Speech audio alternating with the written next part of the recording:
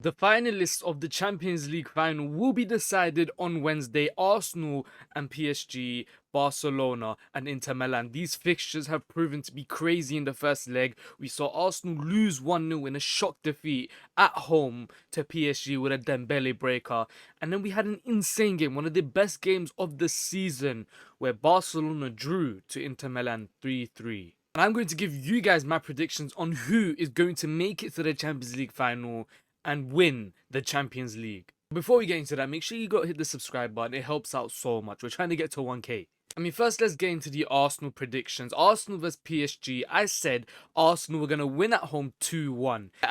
I failed big time. I thought Arsenal would step up. I thought we'd, win the home leg at least. I did give PSG the second leg prediction of them winning 2-1 and us going to extra time. But I'm going to stay consistent with that. I think in the second leg, PSG will lose 1-0 to Arsenal. And we're going to go into extra time. We're going to go to penalties. And Arsenal will win it on penalties. The scorelines are a little bit different. To give some justification for it, let's take a look. Ousmane Dembele, the biggest threat in that game, in my opinion. One of their best players, the goal scorer, the differentiator, is going to miss the game. He's pulled a hamstring injury according to Fabrizio Romano, so you know it's reliable. So he's most likely going to not play the game against Arsenal, miss that second leg. We all know they still have other options. They've got Kvaratskhelia, they've got Desire Doué, they've got Ramos who can play striker, of course. You've got Bradley Barcola. Both of them came on. They weren't the greatest. They missed two really big chances. But Dembele is such a big miss. On the contrary, Arsenal look like they're going to be missing Jurrien Timber. He's apparently unavailable for the game against PSG. We saw that he wasn't even in the squad against Bournemouth the other day. It's not looking good because I saw Ben White play that game against Bournemouth and he's not ready at all to come up against Desire Doué, to come up against Kvaratskhelia. He's going to get eaten alive. So we need Jurrien Timber to be fit. But this isn't confirmed by Fabrizio or anything. So we could still have him. Speaking of recent Arsenal fixtures, yeah, we've been terrible. Let's just take a look at some of the results we've had. We just came off a loss against Bournemouth after playing our strongest 11, which is really worrying because if we're playing our strongest 11 against Bournemouth at home and we're still losing, we're still struggling to score goals, what's going to happen against PSG? PSG rested their entire team. We saw their lineup. They lost, yeah, cool. But they rested each and every single player, even down to the keeper in Donnarumma. They are preparing for this game and we kind of shot ourselves in the foot. It does make a little bit sense as to why Arteta went full strength.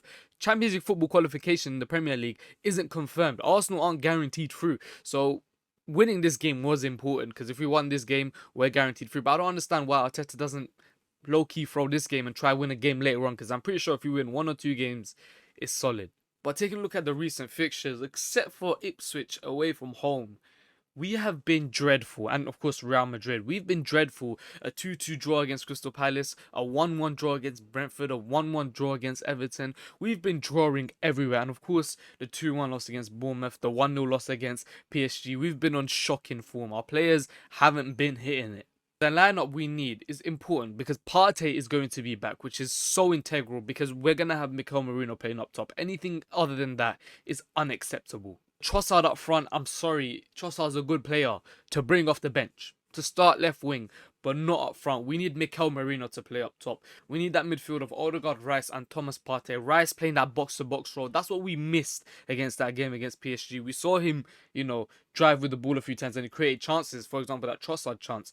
We need that Declan Rice in the midfield. It's such a big help.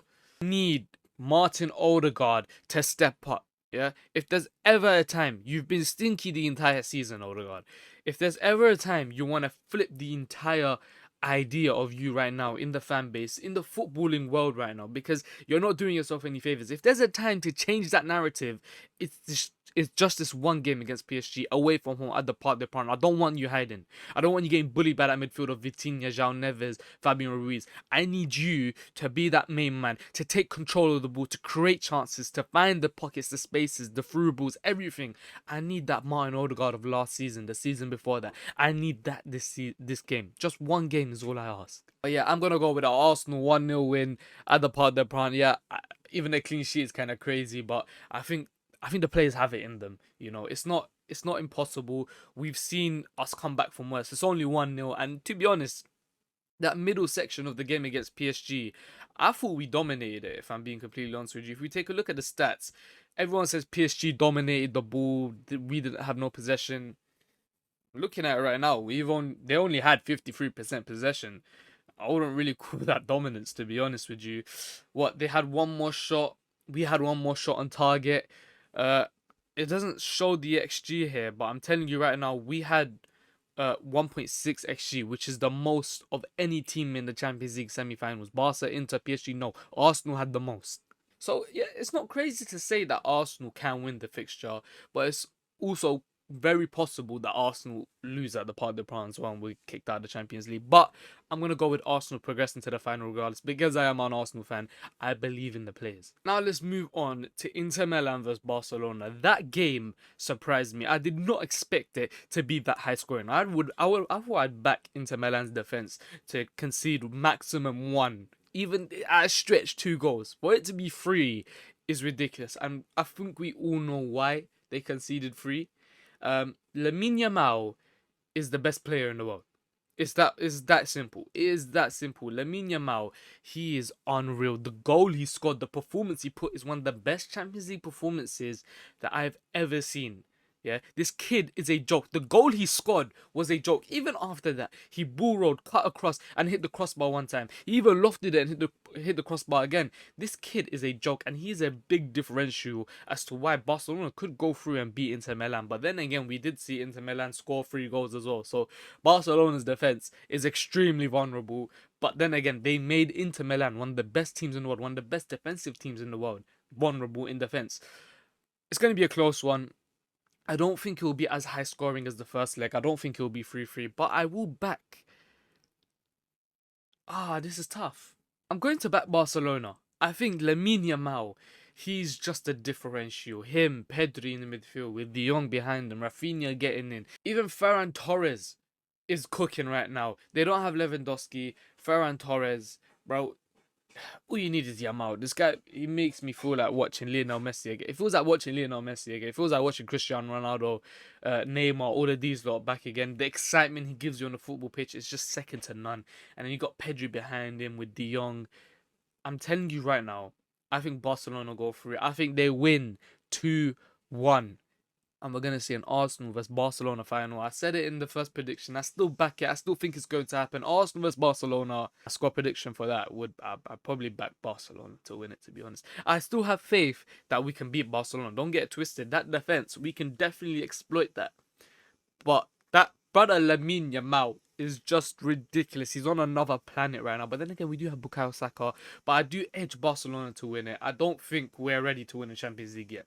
I've seen the performances of late.